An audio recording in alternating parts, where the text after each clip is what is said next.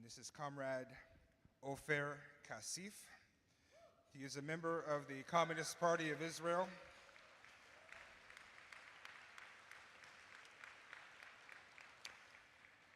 Not only Okay, first things first. If you're a member of a communist party and your country is literally committing a genocide less than 100 miles from you, you should have a gun in your hand. Like, you should not be talking to other revisionist parties' conventions, okay? You should have a gun in your hand and you should be fighting against what your country's government is doing. Like, that is literally your role as a communist. And then why would you call yourself the Communist Party of Israel? Israel is an illegitimate state. Okay, so you're already fucking up because what you're doing is normalizing. is he a member of the Politburo. And like, Maoists have always talked about how like the United States Communist Party, well, the CPUSA, like why would you have the name of a settler colonial state that has displaced millions of people in your name? Like, are you proud to be an Israeli? Are you proud to be an American? Like that's why I always laughed at those reconstitute the Communist Party of the United States people. Like reconstitute what? Like reconstitute what? Like what's next? The Communist Party of Rhodesia? Like well, what exactly is the basis of existence of a communist party of Rhodesia whose goal is not the destruction of the Rhodesian government? What exactly is the purpose of the existence of a communist party of Israel whose goal is not the destruction of the state of Israel? What's the purpose of this, the CPUSA? You guys have existed for over 100 years, over 100 years, and you haven't even made the slightest inch step towards revolution. As a matter of fact, you all have rejected the idea of revolution altogether, but you continue to arrogate unto yourselves the name of the Communist Party of the United States. Of the Communist Party of Israel, but he is also a member of the Knesset, the Israeli version. You literally have a sitting Israeli government. You have a sitting member of the government of a genocidal apartheid fascist state addressing the 32nd National Convention of your Communist Party. Like, do these people have like any public relations training at all? Like, why would a young person that is being conditioned in the context of the Palestinian struggle, the Palestinian Solidarity Movement in the United States, these kids look up to fucking PFLP, they look up to the fucking H group, they look up to Hezbollah. Like, why would you do this lame shit? Is like, do you think this is going to make people want to join you? This is going to, it's already driven many people that I know who are in the CPUSA. It's already driven many of them away. Like there were people that actually walked out in the middle of this. Not even half a minute in, and I'm already sick of this dude. Look at his fucking face. Of the Senate or it's the Congress. Um, and he is a part of the Democratic Front for Peace and Equality um, coalition group there. He is based in Tel Aviv. Oh, he has an earring. Very progressive. Just to give you some background on this Also, it's not Tel Aviv, it's Jaffa. comrade, he is Why are you using the Zionist names? he was the first Israeli to refuse to serve as a conscript in the occupied territories. This was in 1987. Okay. That's somewhat commendable. Why is Guillermo del Toro addressing CPUSA? And he is currently the face of the anti-war movement happening right now in Israel as And what a fucking face. we speak. And so I see anniversary of the occupation of the Palestinian territories, the West Bank, Gaza Strip, and East Jerusalem in 1967. You know, I had a math teacher in college that literally sounded just like this guy. So there was in addition to the weekly demonstration calling for the immediate ceasefire and ending the assault on Gaza, the release of the hostages, and against the assault, as I said, in addition to this weekly demonstration, we also mark today the annual demonstration marking the occupation day. And obviously, as usual, there was police brutality and violence, and some, were arrested, as usual. I would like to, with your permission, and as time allows, I would like to put the current situation in a context. As everybody knows, the October 7th saw a terrible criminal massacre committed. Okay, so this again, this is supposed to be the Revolutionary Party in the occupied Palestinian territories in so-called Israel. And less than 2 minutes into his address, if I can even call it that, he condemns the Palestinian armed resistance. So already you deny the right of the Palestinian people to defend themselves and reclaim their land with force of arms. So you've already basically washed away what credibility your formation has as a principled communist party. You're not a communist party, you're a radical liberal party, just like the people that you're talking to. Like, the CPUSA fucked up. Like, people talk about Palestinian solidarity groups boycotting DSA because of stupid shit that we did, namely the endorsement of Jamal Bowman because of, like, opportunist electoral political reasons. After this guy literally went on a paid junket to Israel that was sponsored by J Street, a notorious liberal Zionist lobbying group. But again, the NYC DSA branch voted to endorse him, and a lot of people aren't happy about that. I'm one of those people that's not happy about that. But like, this is even worse than that. You literally have a sitting member. You have a sitting member of the genocidal Israeli government. I don't care how he votes, okay? Like, if he was smart, he would refuse this seat. He would be boycotting the Knesset. But here he is, fucking, bro. Like, he's actually talking like he's a veteran-tested revolution. I don't care what you did in 1987. Committed by Hamas, Hamas against the people of Israel in the south. There's no such thing as Israel. And we totally condemned that massacre. Which you condemn Hamas. It wasn't a massacre. It was a legitimate military operation. Get good. And this is an interview that an Israeli communist leader did with Jacobin. And this is the line of their formation of the Israeli Communist Party. What is the position of the Israeli Communist Party on the ongoing crisis? Eli Gozansky says, the Israeli Communist Party has a coherent and clear position opposing harm to innocent civilians on all sides. We condemn the October 7th massacre, basically using the same signaling, the same fucking words that Western imperialist bourgeois media uses, and its perpetrators on one hand, but we are against the barbaric bombings and collective punishment of the Palestinian people on the other. So you're both sides, you basically sound like CNN. And this fucking horrible speech was given the same day that, with your tax money, your tax dollars at work, you funded this. Their first video call in 8 months.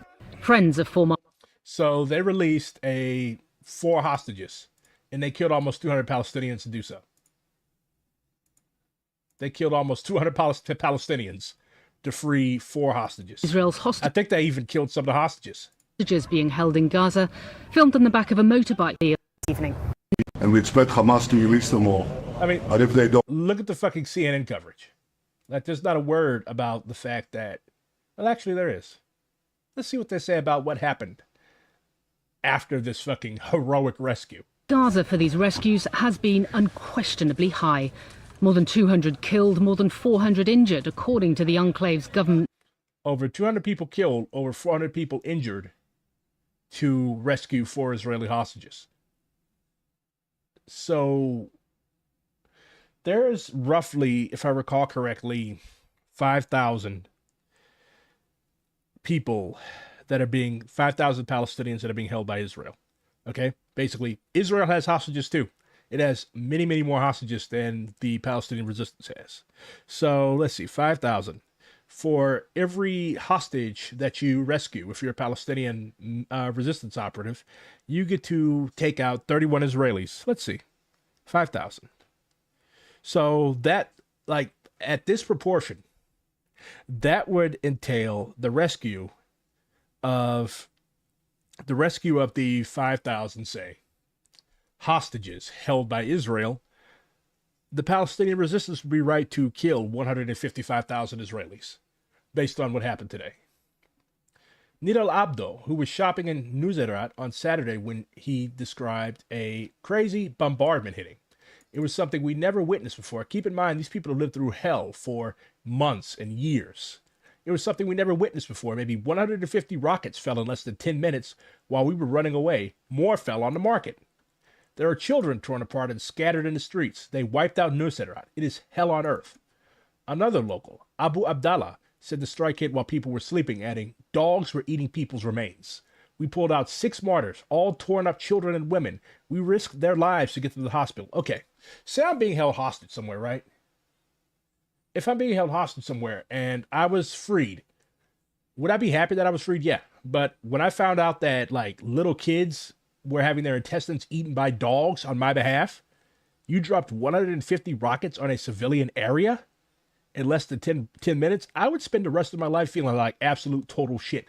You do not have to do all of this to rescue and save one fucking person. White people's lives are not worth more than brown people's lives. I don't see how I could get that through fucking white people's heads, but, like, you do not get to kill 200 people just to save 4 people. You don't do that. Maybe analyze the reason why your people are being held hostage in the first place.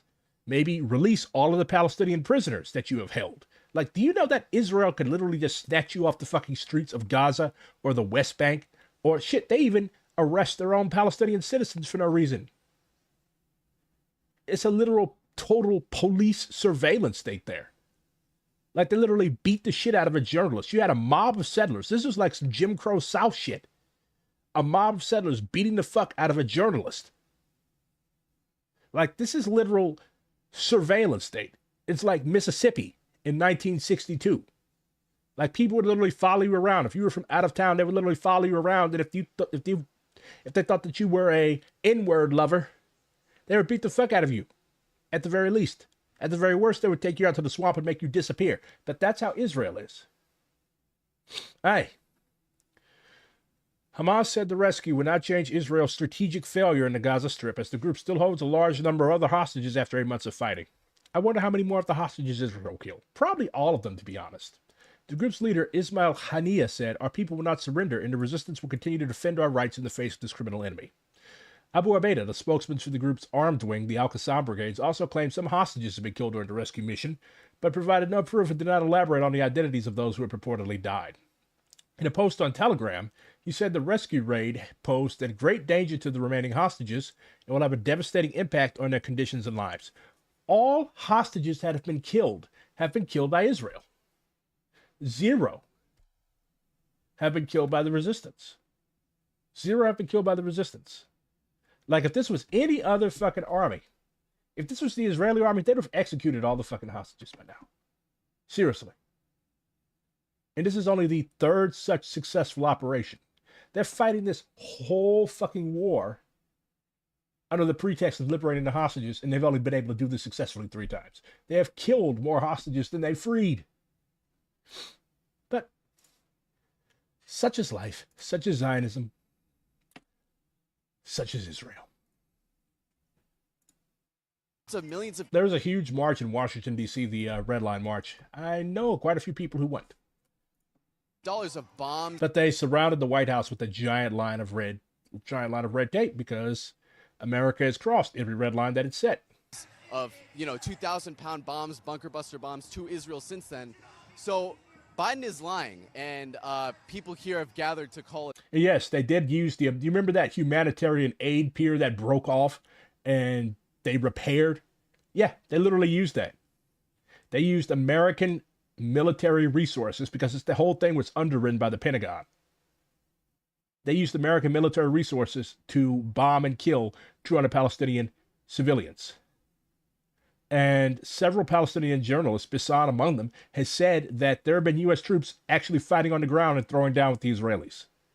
Delta Force, who knows what. Like, we have so many fucking spicy boy groups going around. Like, if there's one thing that America is good at, it's killing. There's never ever been a war that there aren't American military advisors participating in. Not in the last century anyway. Let's bluff. So we're going to keep moving forward. There's a group of veterans we want to talk to here who we were chatting with earlier. It's a GI's contingent. They call themselves the Military and Veterans Task Force. But they're here as Very good tribute to Aaron Bushnell's memory. veterans in solidarity with Palestine. And let me try to pull some of them. Hey, what's up? How's it going? Doing well. How are you? Can we gather under this? Keep in mind, this is going on while a member of the Israeli Communist Party is speaking at the National Convention of the Communist Party of the United States of America.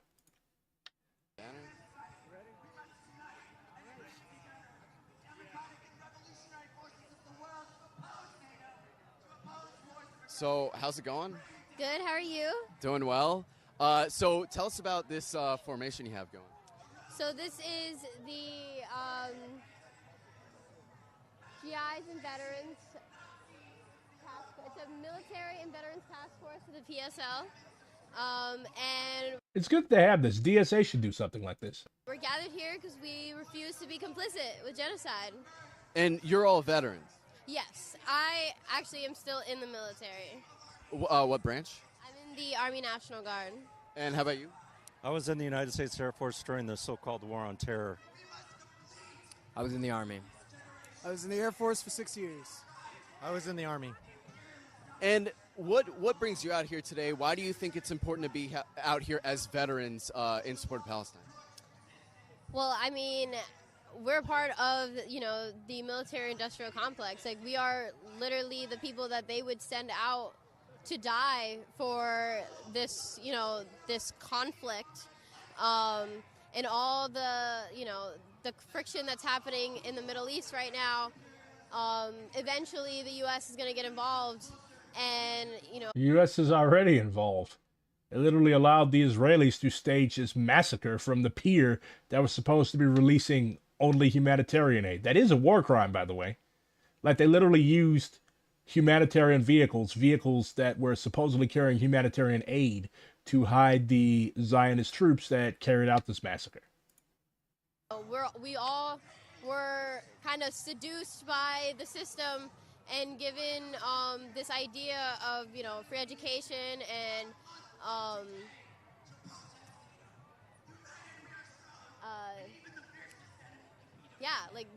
a way out of poverty, a way out of the system. So we're just as complicit as any of us here, and it's important for us to be here to show that we don't want to be complicit in this. So yeah. And how did you guys learn about Palestine as an issue? Like, what sparked your interest in this? How did you become aware of it? So actually, I had no idea what was going on before October 7th, and I learned a lot of what I know now from, social media and through, third-party news, because I wasn't getting any of it from mainstream media. So, yeah, that's how I learned about it, and I learned, a lot of my information from the PSL. One thing I will say for PSL, they are damn good at recruiting. Like, they're damn good at recruiting. Like, this individual knew nothing about what was going on in Palestine before October 7th. And now she's in a full-fledged cadre organization doing this good work. So one thing I will give PSL is that they are very, very good at recruitment. They also have outflanked DSA to the left on the Palestine question, on questions of anti-imperialism in general.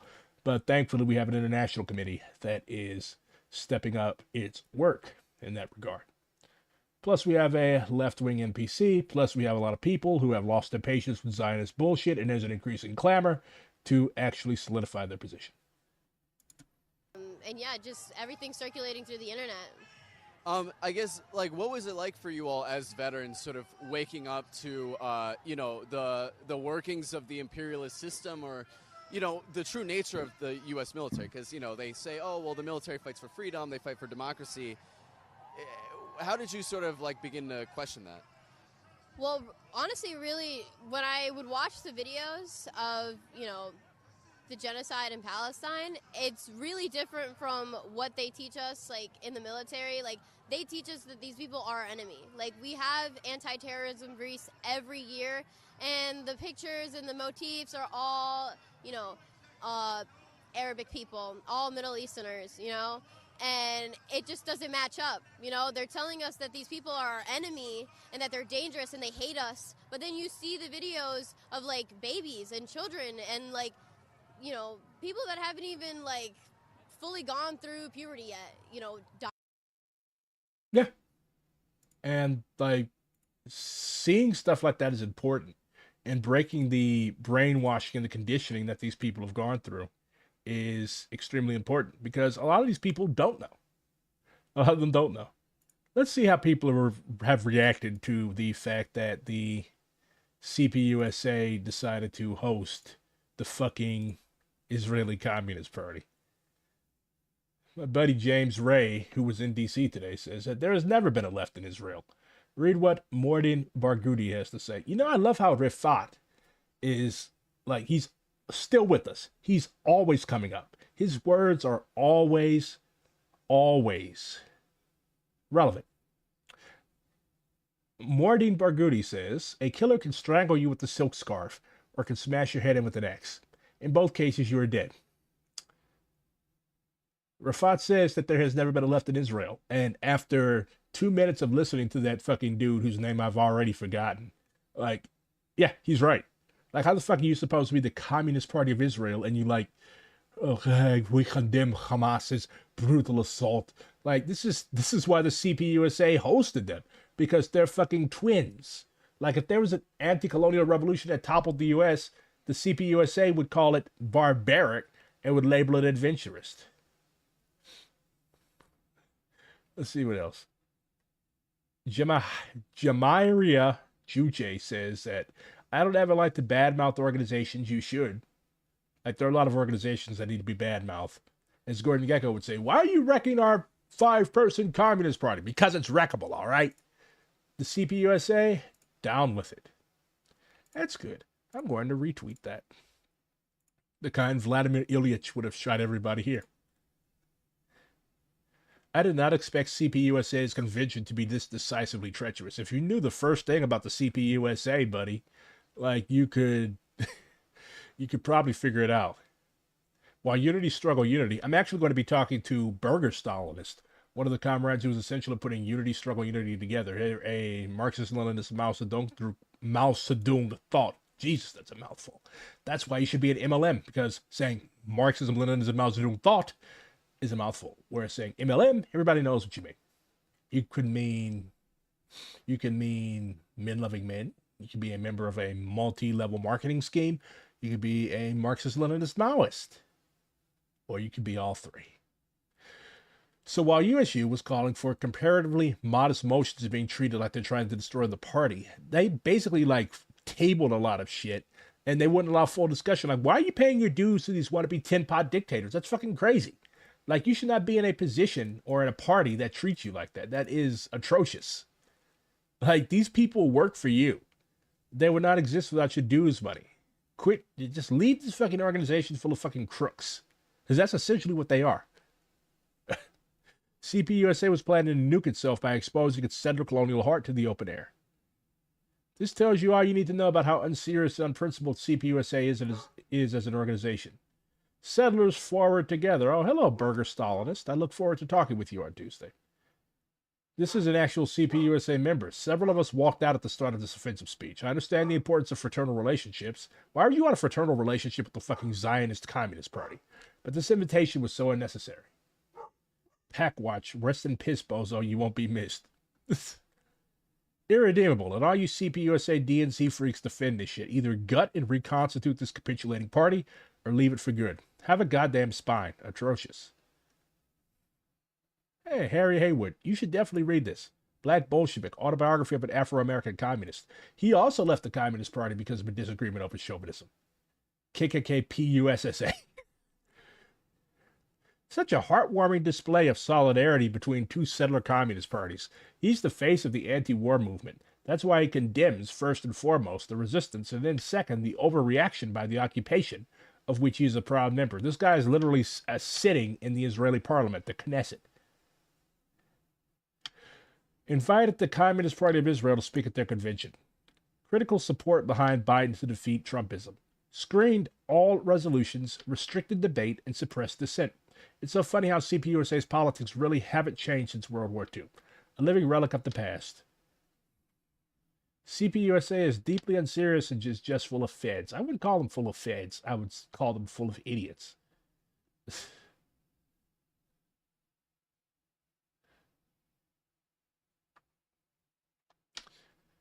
Nail in the coffin. Every person involved in making this happen and allowing him to condemn Hamas should be expelled. I agree. There's no such thing as a Communist Party of Israel. Israel isn't a real country. It's a colonizing military base that is committing genocide and you just welcome them. The CPUSA is a joke. Unless the Communist Party in Israel is trying to redact Netanyahu, I really don't want to hear from them. I also agree. But it's just like, it's just ream after ream of stuff like this. The CPUSA died in the 1930s. Since then, it's been an appendage of the Democratic Party, a social club, a book club, and headquarters for the legacy of arch revisionists that destabilized the international communist movement. Even the Black Panthers didn't like the CPUSA. They called it an autocracy led by Gus Hall. Yep. An autocracy led by Gus Hall. Also, tomorrow, tune in at noon Central Standard Time because I'm going to be interviewing a couple comrades from the Rank and File Irvine Collective. They are a collective of graduate student workers thinking, fighting, and healing together. No cost of living adjustment, no contract. Proudly not UAW affiliated. Why are they proud to not be affiliated with the UAW? Tune in and find out tomorrow. What is that in European time? I don't know. I'm not European. Why would I follow European time? But yeah, they're basically very critical of the conduct of many of the people that are in their organizing milieu out there in Cali. So I'm going to be chopping it up with some comrades tomorrow, one of which I've known for quite a while. I'm also going to try to get People's City Council LA on my stream sometime because they seem like a very dope group of people. See, I'm a Maoist, okay? A lot of people understand that I have a soft spot for militants. I love fucking militants.